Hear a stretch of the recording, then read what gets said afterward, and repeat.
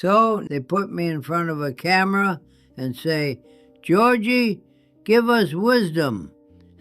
Wisdom. I spent 70 years making people laugh for a living. What do I know from wisdom? But okay, you want wisdom? Here's wisdom. I made millions of people laugh. Millions. I had a TV show. I played the big rooms. I killed at Carnegie Hall. Killed, I tell you. And I am sitting here in a one-bedroom apartment talking to a camera because I got no one else to talk to. That's the wisdom. Let me tell you how I got this way. My mother, Esther, beautiful woman, sad woman, depression they'd call it now. Back then we just said Mama was tired. She'd stay in bed for days, and little Georgie figured out that if he could make Mama laugh, she'd get up. She'd make breakfast. She'd be okay. So I became funny. 6 years old, I'm doing bits. I'm tap dancing. I'm making faces.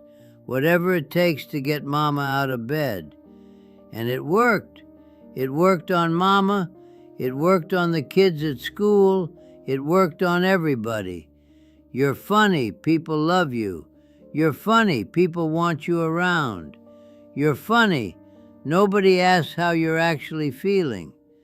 That's the trick I learned at 6 years old that ruined my whole life. Be funny, and you never have to be real.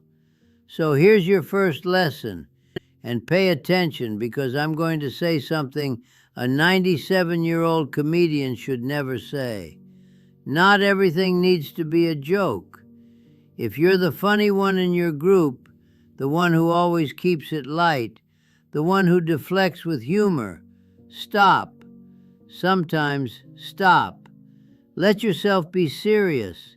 Let yourself be sad. Let people see the real you. Because if you don't, they'll love the act. But they won't love you.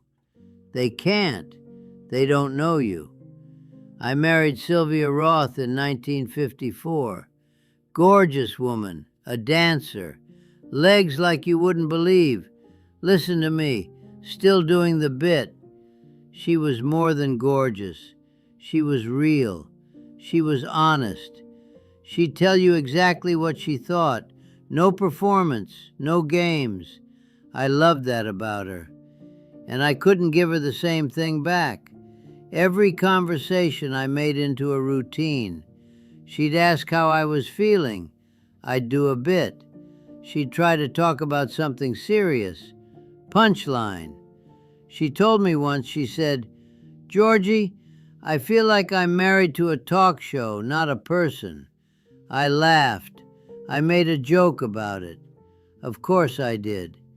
She left in 1971. 17 years of marriage, and she said, "I can't do this anymore. I want a husband, not a headliner." She remarried a guy named Frank, insurance salesman, not a funny bone in his body. And you know what? She was happy, really happy, for 30 years. She died in 2015. I went to the funeral, and Frank, this boring, normal guy, he was destroyed. You know why? Because he actually let her in. He gave her a real husband. I gave her a show. So here's the second lesson. The person you love doesn't need you to be entertaining. They need you to be present. They need you to be honest. They need you to shut up with the jokes sometimes and just say, "I'm scared," or "I love you," or "I don't know what I'm doing." If you're using humor to keep your partner at arm's length, you're going to lose them. And they'll find someone boring who makes them feel more loved than you ever did. My son Danny, born 1957, he's 68 years old now. A therapist, if you can believe it. My son, a therapist. I made that joke for years. My son became a therapist.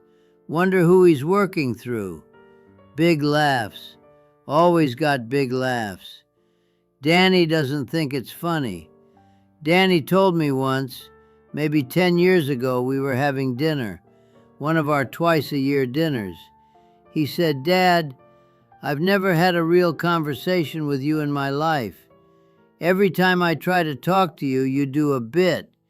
I don't know who you are. I never have." I didn't have a joke for that. First time in maybe 60 years I didn't have a comeback, because he was right. My own son grew up in my house and he doesn't know me, because I never let him. I was too busy being funny. I was too busy getting the laugh, and I missed him. I missed his whole childhood. I was there every day, but I wasn't really there. I was performing. For my own kid, I was performing. If you have children, listen to me. They don't need you to be clever. They don't need you to be the fun parent. They need to know who you really are. Your fears, your failures, your real feelings. Be a person to them, not a performance. Because I got a son who loves me. I think somewhere he loves me. But he doesn't know me. And that's my fault. I was so scared of being seen that I made myself invisible to the person who mattered most. You want to know the worst part? After 97 years of performing, I don't know who I am either. Take away the jokes, the timing, the bits. What's left? I don't know. I genuinely don't know. I've been doing the act so long, the act became me, or I became the act. I don't even know which. People ask how I'm doing, and I literally cannot answer honestly. My brain immediately goes to the funny version. Someone says, "How are you, Georgie?" I say, 97 years old. What could be wrong? Everything. They laugh, I move on, and nobody, including me, knows how I actually am. So here's what matters, and this is the thing, the big thing, the reason I'm making this video. Don't use your gifts to hide.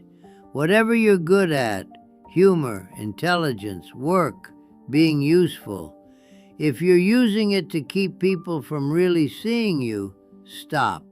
It works too well. You'll be so good at hiding that you'll disappear, and you'll spend 97 years being loved by audiences and known by no one. Here's what matters. Not the laughs, not the applause, not the standing ovations, and I had plenty, believe me. What matters is this. Did anyone really know you? Did you let anyone in? Did you ever take off the mask and let another human being see your actual face? I didn't. I was too scared. Scared that if people saw the real me, they wouldn't like it, wouldn't laugh, wouldn't love me. So I kept the act going for 97 years, and now the audience is gone, the shows are over, and I'm sitting alone in an apartment full of playbills, and I finally understand. They didn't love me, they loved the show, and that's my fault. I never gave them anything else. I'm 97 years old. I'm tired. I've been doing this act since I was 6, trying to get my mama out of bed, and I'm finally done. I'm done being funny. I'm done deflecting. I'm done hiding. Here's the truth, no jokes. I'm lonely. I'm scared of dying alone. I wish I'd let Sylvia see me. I wish I'd let Danny know me. I wish just once I'd had the courage to not be funny, to say, "I'm hurting," or "I need you," or "I don't have a joke right now. I just need someone to sit with me." So that's what matters. That's the wisdom from 97 years. Be real. Be seen. Let people know you, the actual you, not the version you think they want. Because the version they want, it's lonely being that person. Trust me, it's the loneliest thing in the world.